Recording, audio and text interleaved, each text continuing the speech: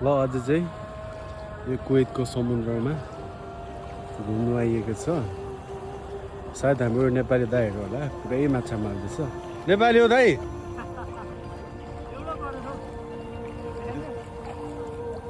के माछा टन्नै मार्दै हुन्छ क्या हो? खै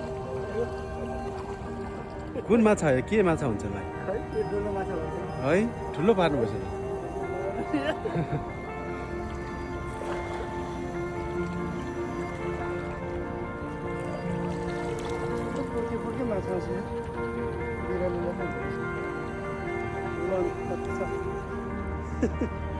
हेलो नेपाली हो साथी? नेपाली के माछा उड्न आएको हो क्या? माछा मार्न आएको यसो स्विमिङ टन्नै पाउँछ क्या एरियाको? पाउँछ यहाँ पाउँछ पानी त हामी लिएर जान्छौँ 9-10 किलो एरिया उहाँ दाइसँगै आउनुभएको क्या? दाइसँगै कति केजी चाहिँ मारिसक्नु? अहिलेसम्म सायद 3-4 केजी चाहिँ पुग्यो होला। तपाईँ सधैँ आउनुहुन्छ यहाँ माछा हामी मार्न? सधैँ आउँछ। है कहाँ काम गर्नुहुन्छ? हामी यो उसमा सालमिया नै हो काम गर्ने। सालमिया हो? यो सालमिया ब्लक 2 मा पर्छ कृषि साइड। यो ठाउँको नाम चाहिँ के भन्नुहोस् त? सालमिया ब्लक 2 चाहिँ हो, ब्लक 2 कृषि साइड। सालमिया ब्लक 2 है?